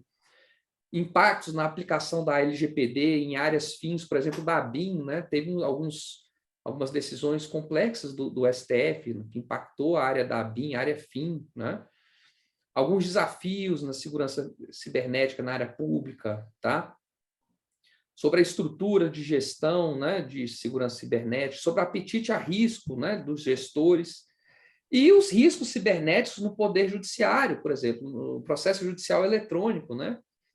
Quais são os riscos cibernéticos, né? Do TRF1 saiu ano passado, né? Teve hacker que alterou a decisão. Como é que eu junto os riscos do processo judicial as minhas medidas de proteção de segurança da informação. Porque eu falo, não, eu tenho que instalar aí um certificado, né? Pô, mas como é que eu explico? Rafael, você fala que a pessoa entrou e alterou a decisão. A Clarice arrepia inteirinha no ano de eleição, achando que o povo pode entrar nas urnas dela aí e alterar voto. Clarice, não, na urna tem certeza que não. Na urna não entrou, mas entrou no sistema que armazenava o código-fonte da urna. Sim, 2020, né? Foi de 2020, né? Mas assim, foi isso que nós polêmico, ficamos... né? A gente não vai entrar nisso aqui. Mas essa apetite a risco foi interessante você mencionar, porque a gente, dentro da administração pública, na gestão de empresas privadas, a gente fala muito do apetite a risco do empresário com o negócio dele, que você não pode matar o negócio do empresário para implementar a proteção de dados. Então, ele tem um apetite a risco dele, ele sabe que é arriscado, mas ele faz parte do negócio dele. É igual a gente também na administração pública, que a gente não leva em consideração assim, o apetite a risco, assim, muito nesse nome, mas muito também da finalidade da execução de políticas públicas e daquilo que o gestor máximo daquele órgão traçou como meta para a gestão dele. Ele quer um modelo desenvolvido, ele quer, por exemplo, a gente passou aí no STF agora com o ministro Fux, aquele... como é que é? Cidadania aberta, aquele do painel aberto, que ele queria que fosse um tribunal reconhecido na gestão dele, marcasse por isso, né? Por abrir os dados, enfim, por trazer a transparência, enfim. Então, às vezes, a gente tem que trabalhar também, né, com essa coisa política da gestão, daquilo que é traçado para ser entregue no final daquela gestão e trabalhar naquele sentido também, fazer a junção disso, né? E assim, só para complementar no termo de apetite a risco, a gente acha que o apetite a risco da administração pública é baixo, ao contrário, é altíssimo. No que tange a segurança cibernética, está um grande exemplo aí. Você tem um apetite a risco baixíssimo no que tange a legalidade, a ponto de travar tudo, né? Porque tem que exigir, tem toda aquela questão burocrática nos atos administrativos, ou seja, não aceito nada. Agora, no que tange a segurança cibernética, está aí, né? É verdade. Absurdo, extremo oposto, né? Então, assim, como não ser o cowboy? Porque está sendo exatamente isso, né? Em segurança cibernética, a administração pública é cowboy, mas na gestão de riscos legais, né? Ela é paranoica. Então, não tem um equilíbrio na gestão pública, no que tange a gestão de riscos, tá?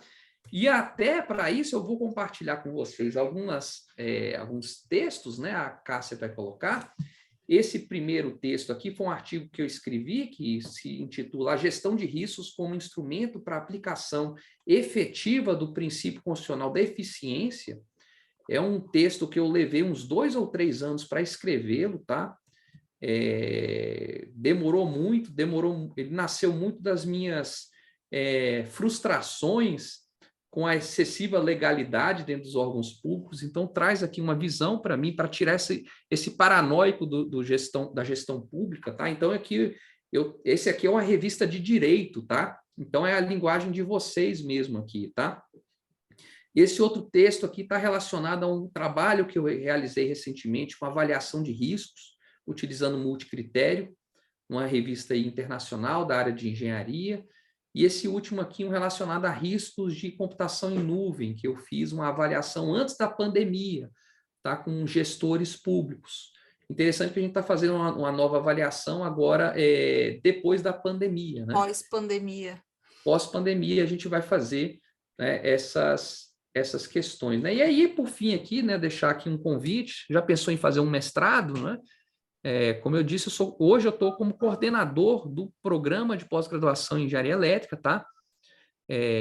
Nós temos turmas abertas para o público, a gente vai abrir um edital. Eu tenho um aluno de direito comigo, eu oriento um aluno na área do direito, apesar de ser engenharia elétrica, tá? Porque, como eu disse, segurança cibernética é algo bem amplo. E a gente também fecha turmas específicas, né? Então, um órgão quer fazer uma turma de mestrado com a gente, né? Então, eles contratam, fazem um termo de execução descentralizada com a gente e a gente, enfim, entrega, né, novos mestres para os órgãos, não só mestres, né, em capacitação, mas também com projetos de pesquisa aplicados à realidade de cada um. Então, acho que era isso que eu tinha para falar aqui, viu, Cássia? Eu deixo aí, abro para perguntas, e estou à disposição para vocês aí, estão os meus contatos, tá? E a Cássia também tem meus contatos aí. E é isso. Bom, professor Rafael, eu já agradeço aqui em nome de toda a turma, né, pela explanação e pela riqueza de detalhes, assim, da sua explicação, da paciência com a didática, de explicar e repetir, né, de voltar aí para que realmente as pessoas compreendessem.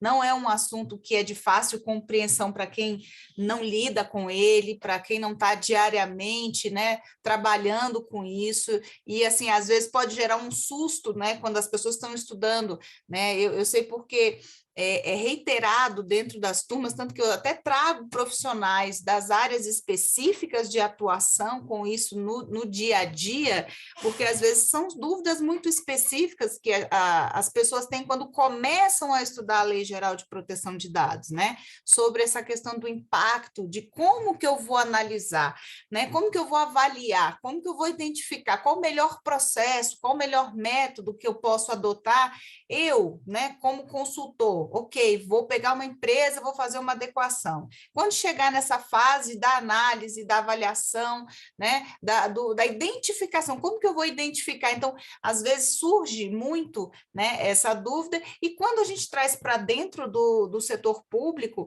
é bem isso daí, exatamente esse cenário que você trouxe hoje para a gente, porque já foi pensado em todos os riscos, né, que eu falo muito para eles, né, desse nosso treinamento. Trabalhar com a Lei Geral de Proteção de Dados no setor público, ao mesmo tempo que é fácil, é difícil, né? E eu falo que o difícil só é porque já estão prontas todas as normas, todas as regras.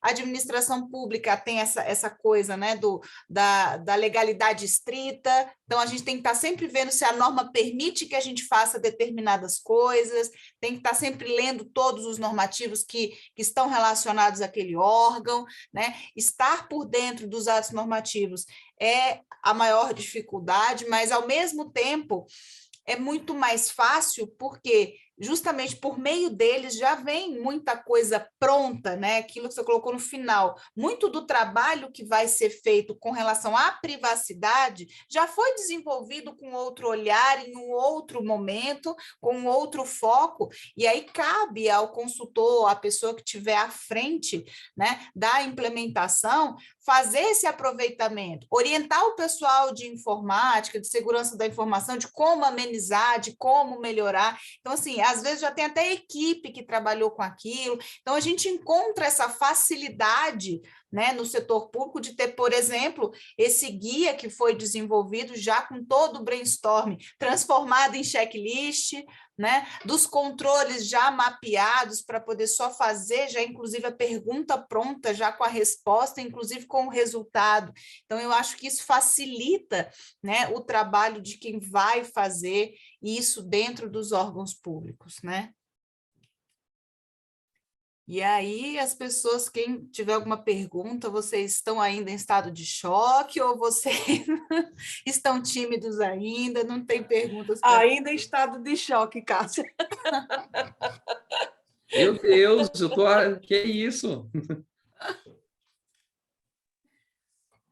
Bom, professor Rafael, então, muito obrigada, eu agradeço. E se depois alguém colocar alguma pergunta, depois assistir a aula com mais calma... Espera um pouquinho. Opa, Gabi, vamos lá. Eu tenho. Peraí, que eu estava só terminando de anotar aqui o raciocínio. Que na verdade, vai mais ou menos com o que você acabou de falar, perguntando. Caso, quando você desenvolveu a tua pergunta, estava chegando mais ou menos no meu ponto. Quando a gente vê a questão da LGPD, né, nas empresas privadas, né, a gente vê que a análise do risco, gerenciamento, né, a gente fazer um planejamento todo, está dentro da adequação em si, né, do mapeamento e tudo mais. Ele acaba fazendo parte. O que eu tenho notado, me parece, corrija se eu estiver errado, é que no serviço público, eu não sei, parece que eles começaram ao contrário, né? Me parece que vocês têm feito mais o gerenciamento de risco e a gente está vendo, né, que a questão da LGPD, da adequação, de tudo mais, não está sendo prioridade no serviço público. Mas isso vem de alguma norma, de repente, por exemplo, primeiro a questão dos riscos, cuidar do risco e depois se preocupar com as adequações. E aí vai naquilo que eu mostrei, né, ontem, foi ontem, né, que eu falei, vi aquela pesquisa que 94% do judiciário, por exemplo, já está bem avançado em relação ao LGPD, o que para mim não é uma verdade, pelo menos nos tribunais aqui que eu atuo como advogada, eu não vejo absolutamente nada a não ser uma nomeação de DPO. Então, essa é a minha dúvida, né? Vamos dizer assim, me parece que a questão do risco vem primeiro, depois pensa-se no restante. Quando a gente aprende que eles fazem parte de todo um processo relacionado à LGPD. Como que é isso?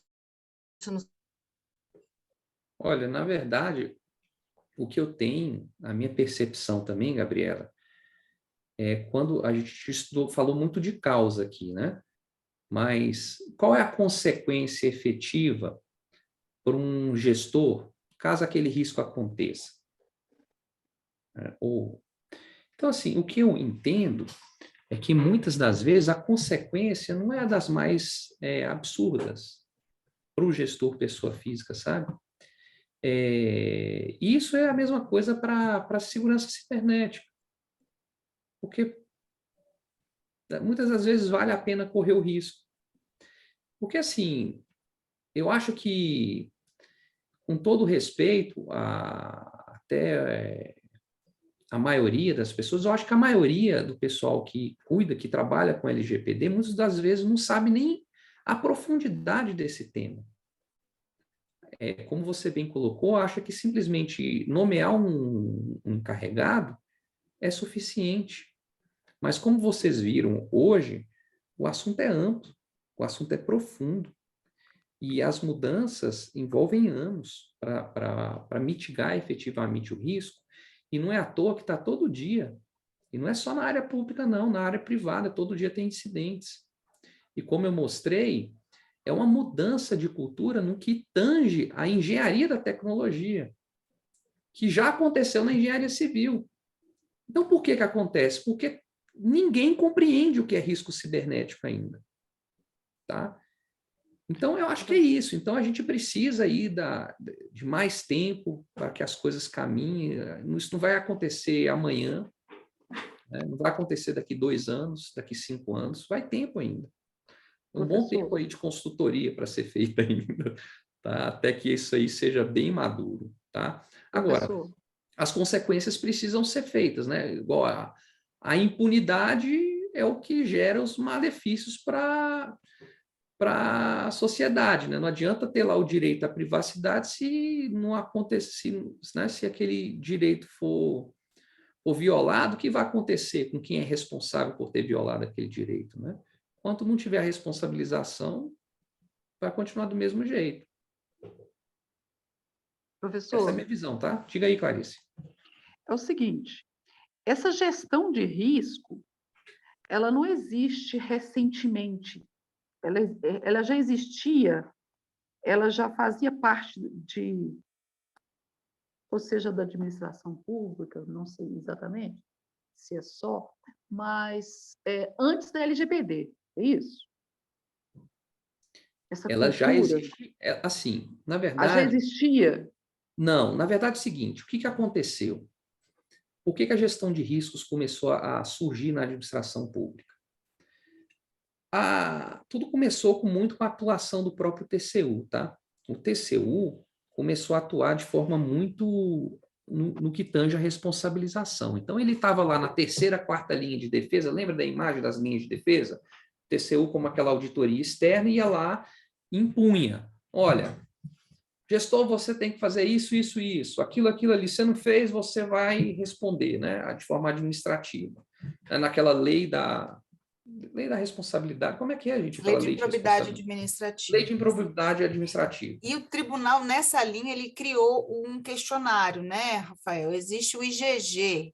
Começou muita questão de se falar em risco nisso também, né? Que começou a medir o índice de governança. E aí... Esse foi um instrumento que foi feito depois, porque, na verdade, antes disso, o TCU atuava nas auditorias dessa forma, mas ele viu que quando ele atua desse jeito, só criando controle, ele trava tudo. Exatamente. Não tem como não correr risco, risco faz parte. Então, em vez de atuar de forma ostensiva, verificando os controles, ele falou, olha, eu preciso que o meu gestor, em cada ponta, em cada área, faça a gestão de riscos. Isso. Ele avalie cenário, tome a decisão. Porque, afinal, o gestor, na verdade, o que acontece? O TCU fez foi uma infantilização da gestão, porque Ele ela começou a criar transferiu a gestão... instrumentos para poder medir a maturidade das organizações públicas com relação à gestão de seus riscos, por exemplo. Não só isso, Cássia, Né? é mais profundo ainda. Né? O TCU transferiu a gestão para o auditor. Porque quem toma a decisão de gestão, há um tempo atrás, era o auditor.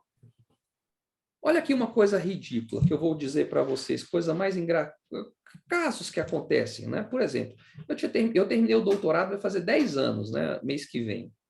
Logo depois que eu terminei o doutorado, 2 anos depois, eu ia pedir uma licença capacitação para fazer um pós-doutorado. Né? Eu tinha licença para gozar, beleza. Então, eu entrei lá com o meu pedido. Aí, o que aconteceu? O RH do órgão negou, porque tinha uma norma dizendo que não podia fazer licença capacitação para... Não tinha dito que o rol de pós-doutorado era possível, mas podia fazer para curso de inglês, curso de português. Mas por que isso? O cara vai lá na norma, olha, não pensa no objetivo. E assim, a administração pública funciona desse jeito. Né? Tá certo? E por que cai um viaduto aqui em Brasília? A gente leva 11, 12 meses para subir esse viaduto de novo, e lá no Japão tem um terremoto, 6 dias eles resolvem. Né? A gente precisa gerir melhor os nossos riscos. E o risco, gente, desculpe, os princípios da administração pública são 5, tá? É legalidade, impessoalidade, né? Moralidade, publicidade e eficiência. Legalidade é um deles, não é o único. A gente precisa equilibrar os princípios, compreender a aplicação dos princípios todo dia. E esse que é o problema da nossa administração pública. Assim, pelo menos o meu diagnóstico, naquele artigo do direito que eu coloquei, eu escrevo justamente isso com a fundamentação jurídica, tá? Do porquê. Tá? Eu trago ali os princípios da discussão do que é princípio, do que é norma, do que é lei. Tá? Então, é bem interessante essa reflexão que a gente faz. A gente precisa sair, né, dessa paranoia que a gente está, que impossibilita, que paralisa a gente. Né? É porque a pergunta da Gabriela eu entendi da seguinte forma. É o que vocês procuraram a fazer. Você não disse, professor, que vocês estão trabalhando como se fosse em conjunto ou paralelo ao pessoal da equação da LGPD, não é isso? Sim, nós estamos trabalhando juntos. Sim, pois é. Clarice, é mais ou menos isso mesmo que eu vou dizer. Me parece que definiram como se fosse assim, primeiro vão cuidar do risco, né? Assim, não são equipes distintas e coisa e tal, mas é a impressão que eu tenho, não sei. Eu entendi que acontece na maioria dos órgãos, diferente do que aconteceu e a proposta do STF, que é em conjunto. Eu acho que é isso que está acontecendo nos demais órgãos públicos e que vocês têm essa percepção. É porque, na verdade, sim, eu não sei do que você está falando das outras questões. A gente teve a nomeação do encarregado, a gente teve uma política de privacidade, né? Só que, ao mesmo tempo do que o meu encarregado lá está fazendo o inventário, a gente está pensando no risco. Sim, é isso. Eu acho que eu vejo que não há uma integração entre esses dois setores em muitos dos órgãos públicos. Sim. É isso aí que está acontecendo. E foi essa observação que a Gabriela fez. Sim, porque a gente vê muito problema em outros órgãos, né? na grande maioria ainda, né, da falta de treinamento das pessoas. Agora você falou, a pessoa acha que é LGPD, entende, mas não entende, porque não tem, não recebeu uma capacitação adequada para poder orientar e aí poder colaborar com as políticas que têm que ser desenvolvidas, e até mesmo na mitigação desses riscos, né, e ter uma postura, né, esse pensamento, essa postura, né, esse cuidado, né, por exemplo, com a capacitação continuada dessas pessoas, desses colaboradores, com as empresas que prestam serviço nos órgãos públicos, enfim, vários outros, né, elementos que compõem, né, a fase, né, toda de implementação como um todo. Porque nós estamos com pessoas, nós somos incapazes para gerir tudo isso e estamos tentando gerir. Estou falando com relação à adequação à LGPD. É o que eu vejo. Por isso que eu procurei cursos, eu procurei por conta própria, porque eu tive um curso que foi proporcionado pelo TRE, parece que eles tiveram, essa equipe teve um antes, porque eu cheguei recentemente lá, estou falando no caso TRE-MG. Mas eu procurei, porque eu pensei, gente, o que é isso? O que é LGPD?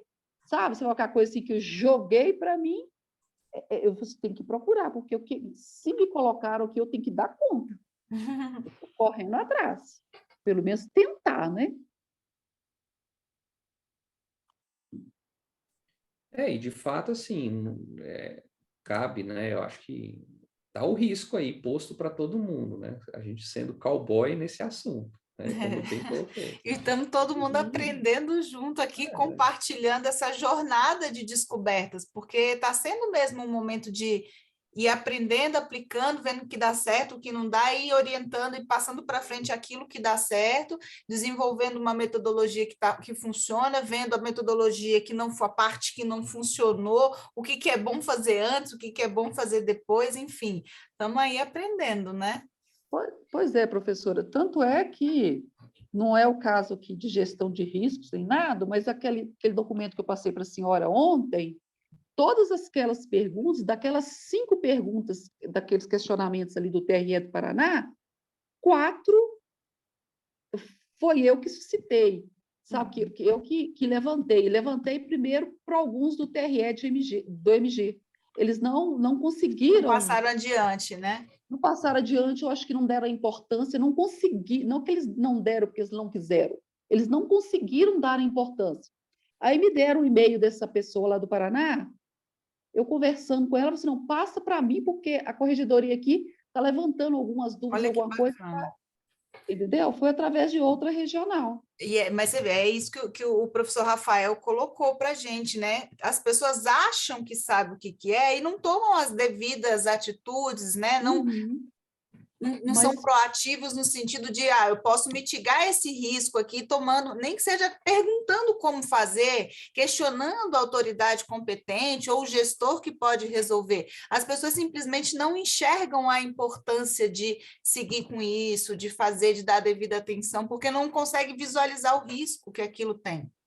Porque, na realidade, o TRE não está estruturado de forma correta, pelo menos satisfatória para a adequação. O TRE Paraná, por exemplo, já está além, tem 2 pessoas que são responsáveis, que eu vejo até dando palestras, entendeu?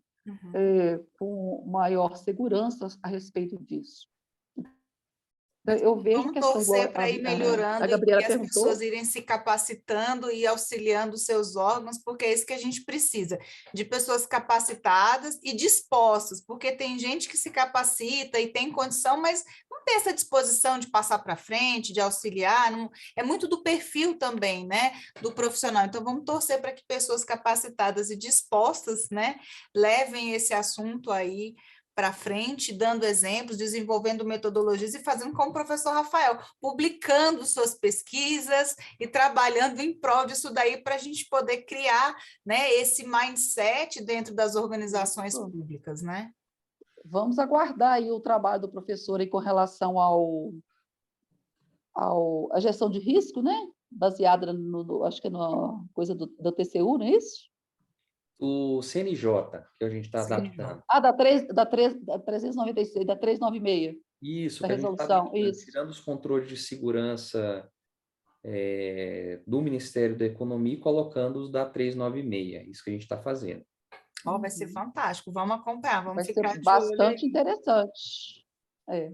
É porque aí, igual eu te falei, Clarice, é pegar na mão do pessoal de segurança da informação e falar, olha, vocês já fizeram esse trabalho, eu não quero refazer, entendeu?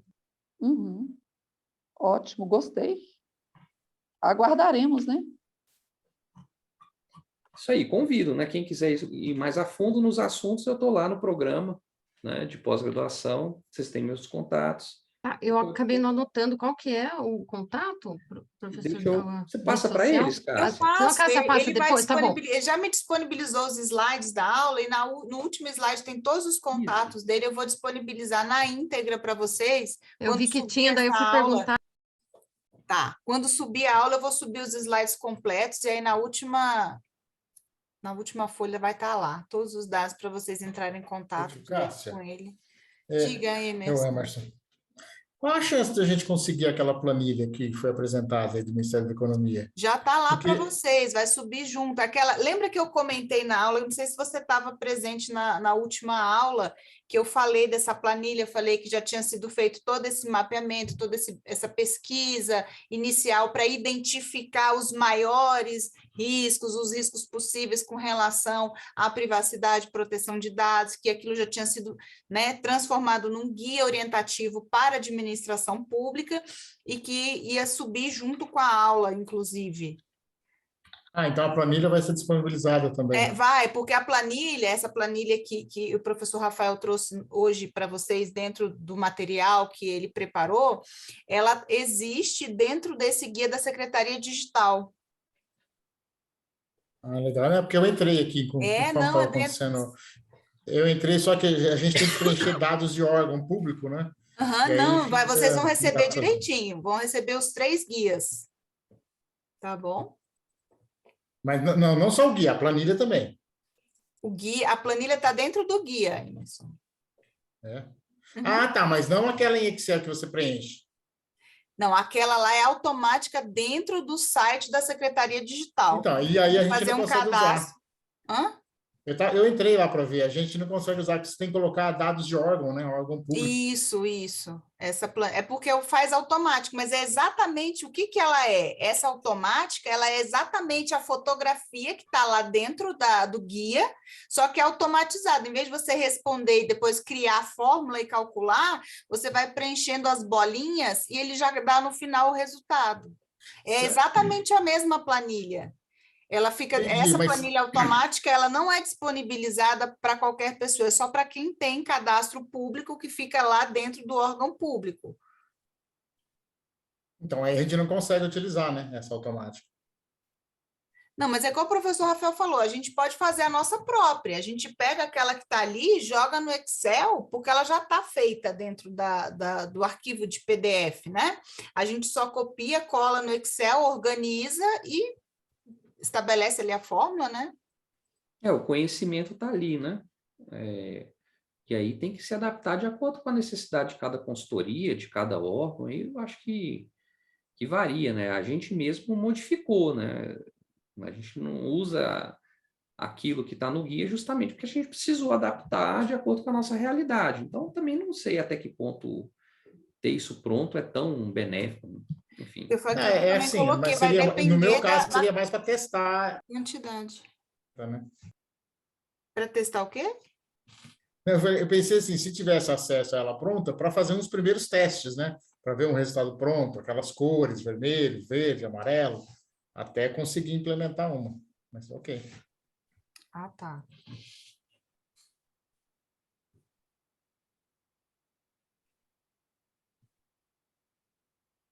Perguntas? Mais dúvidas?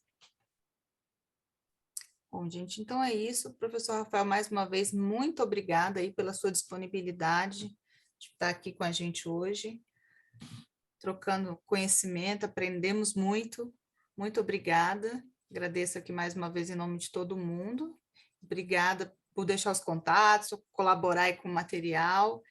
E é isso, gente. Vou subir a aula até sábado, ela obrigada vai estar mesmo. na plataforma, tá? E aí sobe junto com os guias e tudo. E depois, se alguém tiver alguma dúvida revendo a aula, olhando o material, quiser deixar alguma pergunta para o professor Rafael, pode deixar lá na plataforma que eu passo para ele e a gente responde para vocês. Tá bom? Um abraço para vocês, pessoal. Prazer estar com Professor, vocês. obrigado. Adorando aí. Nós é que agradecemos, professor. Nós que Foi um prazer agradecemos. Obrigada, estar professor. contigo, viu? Essa é uma Gente. jornada longa, viu, pessoal, de conscientização nesse assunto. Você pode ter certeza que ainda vai alguns anos, tá? E eu fico muito Exatamente satisfeito de isso. estar aqui. Pouquinho em pouquinho e conscientização, campanhas e tudo mais, né? Não tem jeito. Com certeza. Um Beleza. abraço. Obrigado, boa gente. noite. Boa noite. Obrigada, Boa gente. noite. Boa noite. noite. Obrigada.